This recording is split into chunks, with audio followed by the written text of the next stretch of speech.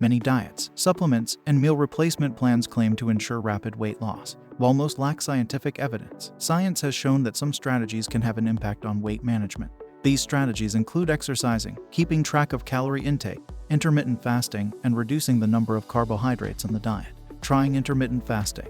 Intermittent fasting is a pattern of eating that involves regular short-term fasts and consuming meals within a shorter time period during the day. Several studies have indicated that short-term intermittent fasting, which is up to 24 weeks in duration, leads to weight loss in overweight individuals. Tracking your diet and exercise. If someone wants to lose weight, they should be aware of everything that they eat and drink each day. The most effective way to do this is to log every item that they consume in either a journal or an online food tracker. Researchers estimated in 2017 that there would be 3.7 billion health app downloads by the end of the year. Of these, apps for diet, physical activity, and weight loss were among the most popular. This is not without reason, as tracking physical activity and weight loss progress on the go can be an effective way of managing weight. Eating mindfully. Mindful eating is a practice where people pay attention to how and where they eat food. This practice can enable people to enjoy the food they eat and maintain a healthy weight. As most people lead busy lives, they often tend to eat quickly on the run, in the car, working at their desks, and watching TV. As a result, many people are barely aware of the food they are eating.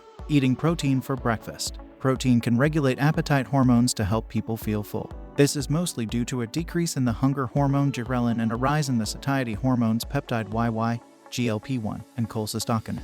Research on young adults has also demonstrated that the hormonal effects of eating a high-protein breakfast can last for several hours. Good choices for a high-protein breakfast include eggs, oats, nut and seed butter, quinoa porridge, sardines, and chia seed pudding. Cutting back on sugar and refined carbohydrates. The Western diet is increasingly high in added sugars, and this has definite links to obesity, even when the sugar occurs in beverages rather than food. Refined carbohydrates are heavily processed foods that no longer contain fiber and other nutrients. These include white rice, bread, and pasta. These foods are quick to digest, and they convert to glucose rapidly. Excess glucose enters the blood and provokes the hormone insulin, which promotes fat storage in the adipose tissue. This contributes to weight gain.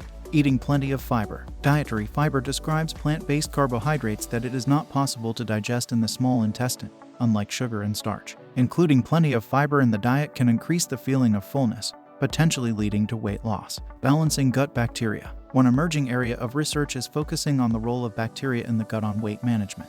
The human gut hosts a vast number and variety of microorganisms, including around 37 trillion bacteria. Every individual has different varieties and amounts of bacteria in their gut. Some types can increase the amount of energy that the person harvests from food, leading to fat deposition and weight gain.